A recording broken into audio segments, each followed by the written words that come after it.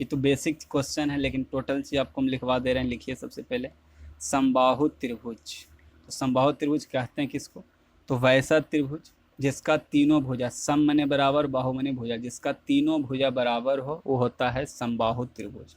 वो क्या होता है? समबाहु त्रिभुज। उसके बाद इसका प्रत्येक कोण क्या होता है? 60 डिग्री होता है। प्रत्येक कोण कितना होता है? 60 डिग्री होता है। इसके अलावा एक स्केलिंग फैक्टर याद रखना है समबाहु त्रिभुज में, है ना, भुजा, ऊंचाई, क्षेत्रफल। भुजा, ऊंचाई, क्षेत्रफल। स्केलिंग फैक्टर है क्या? तो मान लीजिए यदि 2k है ना, अभी समझा रहे हैं, तो ये √3k होगा, ये √3k² होगा। ठीक है ना, गुना है, मतलब यदि हम भुजा को दुगना करेंगे तो क्षेत्रफल √3 गुना होगा, है ना, और आपका क्षेत्रफल ऊंचाई √3 गुना होगा और क्षेत्रफल √3k² गुना।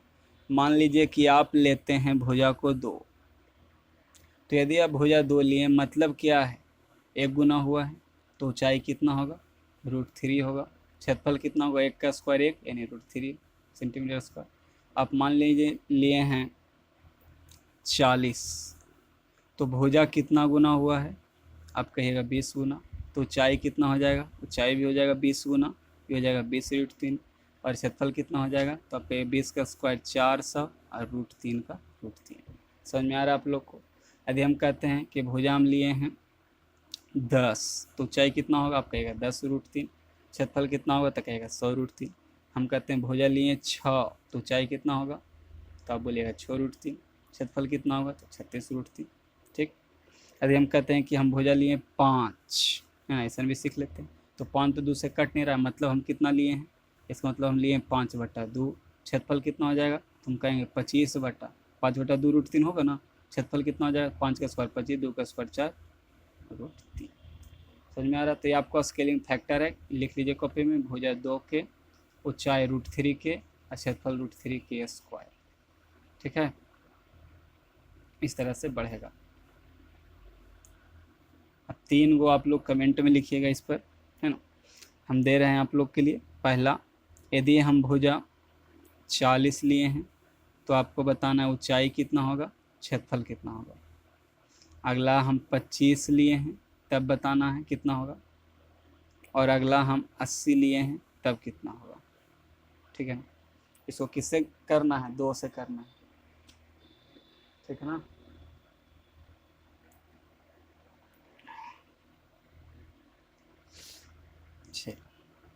आगे देखते हैं, समझे ना हम क्या बोले। जैसे देखिए, फिर से बताते हैं। जैसे हम ले लेते हैं 20, तो हम क्या बताएं? स्केलिंग फैक्टर 2 पर चलता है। 2 √3 √3k², इन बढ़ता है जी। तो 2 का कितना गुना हो गया? 10 गुना। तो ऊंचाई भी 10 गुना यानी 20√3 हो जाएगा। और क्षेत्रफल तो 10 की स्क्वायर, 10 गुना बढ़ा है तो क्षेत्रफल 10 के स्क्वायर √3। समझ में आ गया? अब क्लियर हो गया होगा। चलिए, इसको आप लोग लिखिए कमेंट में।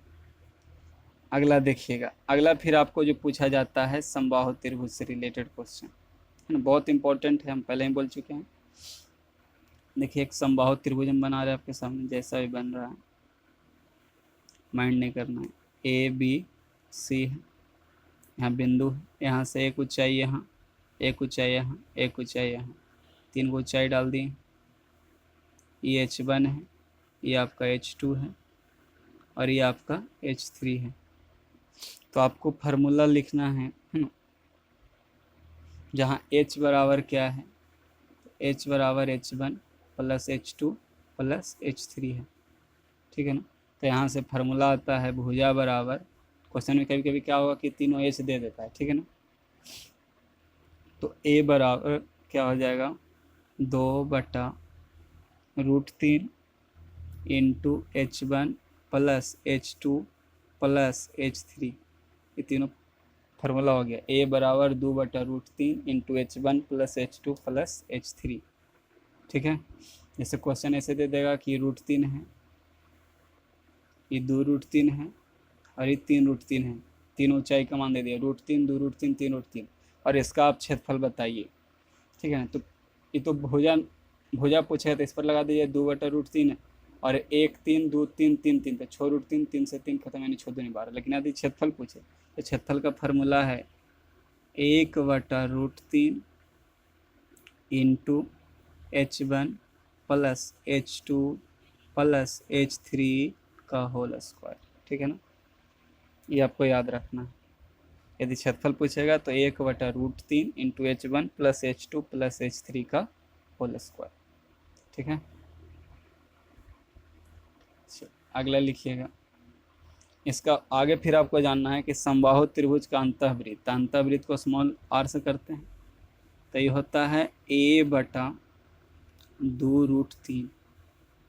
ठीक है, और आपका जो परिवृत्त होता है वो कहते हैं कैपिटल R, ये होता है a/√3।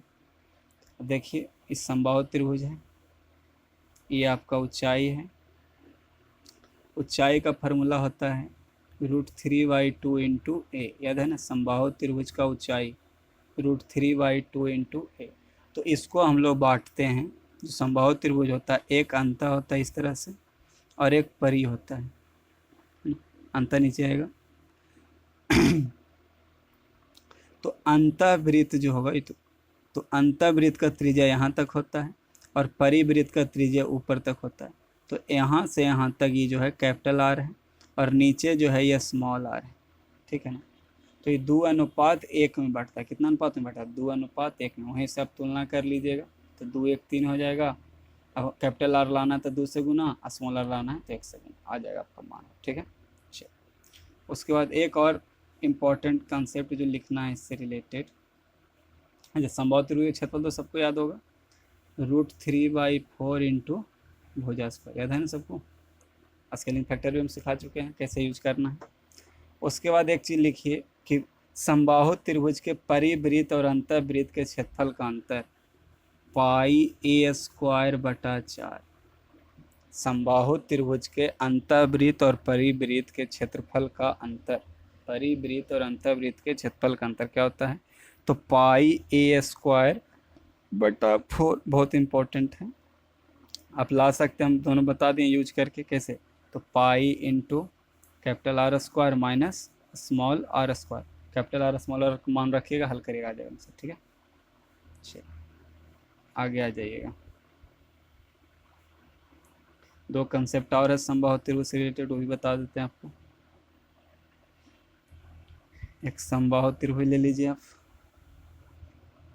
यहाँ पर 3 वृत्त है, एक वृत्त, 2 वृत्त, 3 वृत्त। ठीक, एक दूसरे को टच कर रहा है, फिर एक वृत्त, फिर दूसरा वृत्त, फिर एक वृत्त।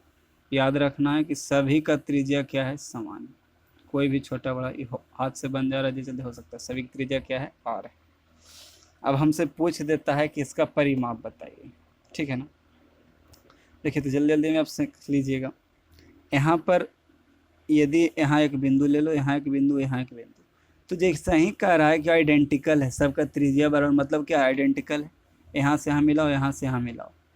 तो देखो बाबू, यदि त्रिज्या है तो यहाँ ये भी त्रिज्या, ये भी त्रिज्या, मतलब ये 2r हो जाएगा। यहाँ से यहाँ 2r होगा ना जी, व्यास होगा नहीं, और ये फिर क्या होगा? ये भी r होगा, मतलब यहाँ से यहाँ तो टोटल 4r हो गया। यहाँ से यहाँ टोटल कितना हो गया? आप कहिएगा 4r, r 2r r।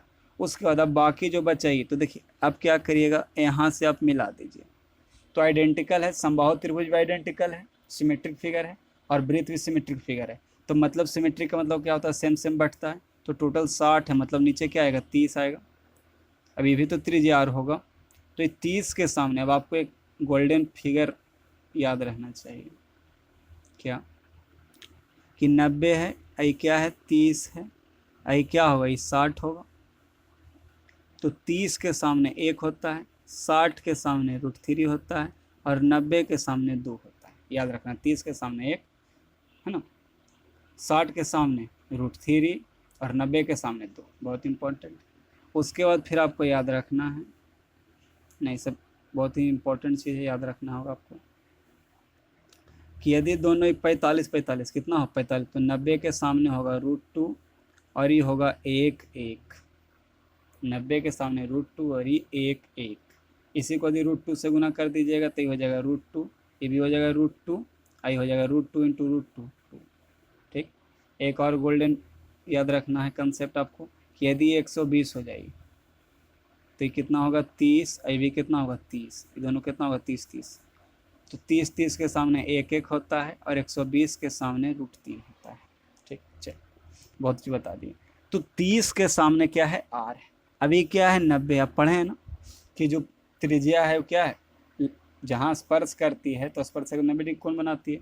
तो यदि ई 30 के सामने r है तो मतलब ये क्या होगा 2r होगा, और ये 60 हो जाएगा तो मतलब ये क्या हो जाएगा, तब कहेगा √3 r√3, अभी तो बताएं। चल बस हिसाब बन गया, मतलब भुजा कितना हो जाएगा, तब कहेगा 4r, है ना, और ये भी r√3 और ये भी r√3, वही चीज़ है, ये दोनों तरफ सिमेट्रिक फिगर ना है, यानी 2r√3, ये क्या आ गया आपका भुजा आ गया, ठीक है। अब जैसे ही आपका भुजा आ गया तो इसको आप 3 से गुना कर दीजिएगा तो क्या आ जाएगा आपका परिमाप आ जाएगा, कोई दिक्कत। चल अब भुजा आ गया, जो कह दे क्षेत्रफल कह दे, जो कह दे सब आ जाएगा, क्लियर है ना। हम बस यही बताएं सिमेट्रिक फिगर है, यहाँ r है, ये r है, यहाँ से यहाँ 2r हो गया, ये भी r हो गया, तो टोटल 4r हो गया। अब 30 वाला याद रखना है कि 30 के सामने 1 होता है, 60 के सामने √3 होता है, 90 के सामने 2 होता है, ठीक है। उसका यूज करके यहाँ पर अप्लाई कर दिए, तो 30 के सामने r दिया था तो 60 के सामने √3 हो जाएगा, तो 4r पहले से या √3 और 2r √3 हो गया, बस भुजा हो गया, क्लियर है। चलिए आगे एक लास्ट कंसेप्ट बता देते हैं। आज संभव त्रिभुज से लगभग पूरा हम कंसेप्ट आपको सिखाए दिए जो इस बार आया था आपके परीक्षा में। जैसे आपके सामने एक त्रिभुज है, इसका नाम है ABC, मेंस का कंसेप्ट बताने जा रहे हैं आपको। अब क्या था